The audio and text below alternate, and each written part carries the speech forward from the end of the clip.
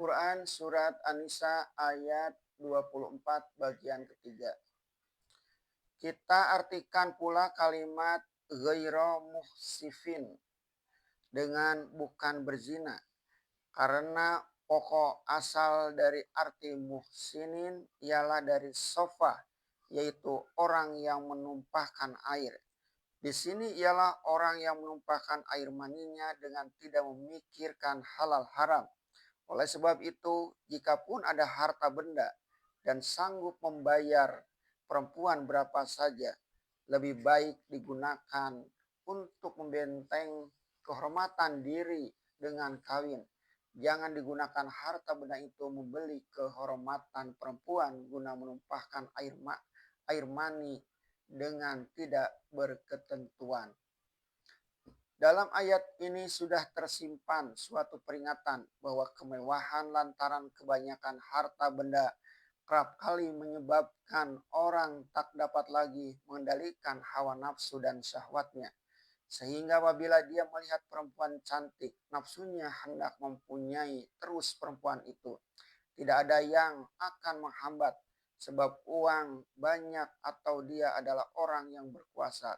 Diberilah peringatan bahwa sebaiknya dengan uang banyak itu ditempuh jalan yang suci, bukan jalan kotor, sebab nafsu kepada perempuan kalau tidak terkendali bisa saja berubah menjadi suatu penyakit jiwa dan tidak tahu malu.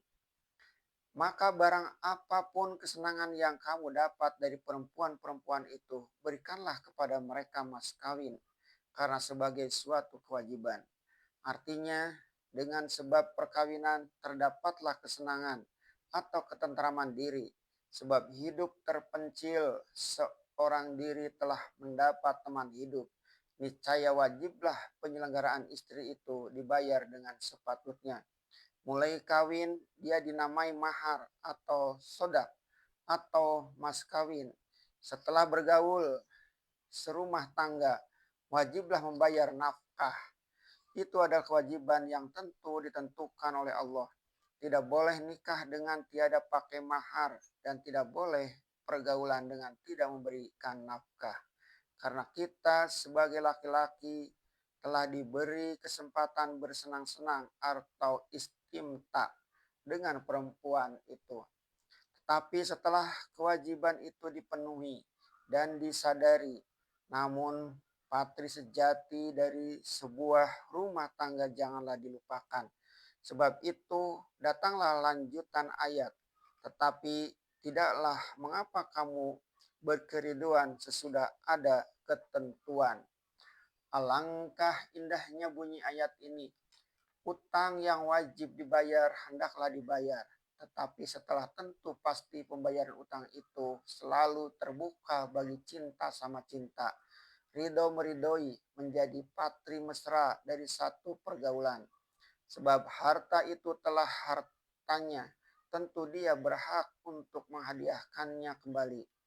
Lihatlah suri teladan yang diberikan Siti Khadijah selama dia bersuami Muhammad Sallallahu Alaihi Wasallam 15 tahun sebelum beliau menjadi Rasul. Mas kawin Khadijah dibayar penuh oleh Nabi kita.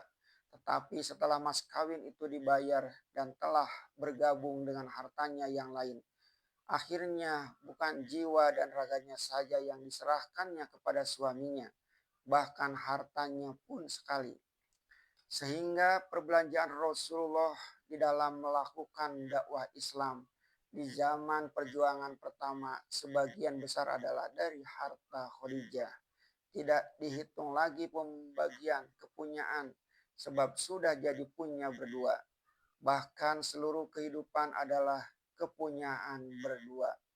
Sehubungan dengan ini teringatlah penafsiran akan cerita yang disampaikan kepada penafsir oleh sahabat penafsir almarhum Syed Abdul Hamid Al-Khatib, putra dari almarhum Syekh Ahmad Khatib, ulama Minangkabau yang masyhur di Mekah di permulaan abad ke-20 itu. Syekh Ahmad Khatib meninggal tahun 1916. Sayyid Abdul Hamid bercerita bahwa seketika ayahnya masih menuntut ilmu di Masjidil Haram, kerap dia singgah di Babus Salam pada sebuah kedai kitab kepunyaan seorang Kurdi yang bernama Sayyid Hamid Kurdi.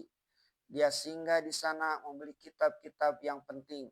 Kadang-kadang kalau dia tidak ada uang buat pembeli, dia meminta permisi saja mutolaah salah satu kitab penting itu. Dan dia duduk beberapa saat membalik-balikannya dan memperhatikan satu masalah yang sedang hendak dia pecahkan. Hamid Kurdi senantiasa memerhatikan buku yang dibaca pemuda ini atau buku yang dibelinya. Tahulah dia bahwa pemuda ini adalah seorang yang benar-benar besar kemudiannya. Lalu dia bertanya kepada pemuda itu dengan siapa dia belajar dan dari mana asal usulnya dan apa mazhab yang dianutnya. Ahmad Khatib telah menceritakan siapa-siapa gurunya. Di antaranya ialah Sayyid Zaini Dahlan, ulama Syafi'iyah yang terkenal di masa itu. Dikatakannya bahwa dia berasal dari Bukit Tinggi, Kota Gadang, Minangkabau. Dari keturunan orang-orang terkemuka juga dalam adat dan agama di negeri itu. Mendengar jawaban itu, timbullah persahabatan yang mesra di antara si penjual kitab dengan pemuda Ahmad Khatib. Terbukalah toko kitab Hamid Kurdi untuk Ahmad Khatib mutolaah sesuka hatinya. Mana yang berkenan kepada hatinya boleh diambil saja. Hamid Kurdi tahu bahwa pemuda ini kaya dengan cita-cita, tetapi kurang dalam hal harta, meskipun dia dari keluarga orang baik-baik di negerinya. Akhirnya rasa suka itu telah lebih mendalam sehingga Hamid Kurdi menawarkan kepada Ahmad Khatib supaya sudi menjadi menantunya. Apatah lagi, mazhab orang Kurdi umumnya ialah sama dengan mazhab orang Jawi. Bangsanya Ahmad Khatib. Oleh karena sangat pandainya Hamid Kurdi membujuk pemuda ini dengan menerangkan melarat yang akan ditemuinya kalau tidak ada istri yang menyelenggarakan. Akhirnya Ahmad Khatib tunduk, tetapi dia menyatakan terus terang bahwa dia tidak ada uang. Kalau diminta ke kampung belum tentu ayahnya akan memberi atau terlalu lama baru datang. Menunggu orang akan naik haji akan membawanya. Hamid Kurdi mengatakan bahwa asal dia mau kawin dengan anaknya, urusan mas kawin tidak perlu dia usahakan. Ketika Ahmad Khatib masih ragu akan diterima atau tidak, Hamid Kurdi telah mengumpulkan keluarganya, lalu memberitahu kepada mereka bahwa pemuda Ahmad Khatib yang alim meminang putrinya dan telah sedia membayar mas kawin 500 real Majidi. Setelah dia terangkan kelebihan pemuda ini, terutama sekali persamaan mazhab, seluruh keluarga menjadi setuju. Setelah mereka bubar, diserahkannya uangnya sendiri 500 real kepada Ahmad Khatib. Dikatakannya uang ini hadiahku kepadamu buat mas kawin istrimu kelak yang akan engkau bayar kontan di hadapan Kodi. Berlangsunglah perkawinan itu. Ahmad Khatib membayar mahar istrinya dari uang yang disodorkan dari jalan belakang oleh bakal mertuanya sendiri. Setelah Ahmad Khatib bertemu dan bergaul dengan istrinya dan uang itu telah diterima oleh si istri pun setelah menyerahkan jiwa raganya berkata pula kepada suaminya, karena suaminya itu seorang alim besar, dia ingin sekali menyerahkan mas kawin itu kepada beliau sebagai hadiah dari seorang murid kepada gurunya.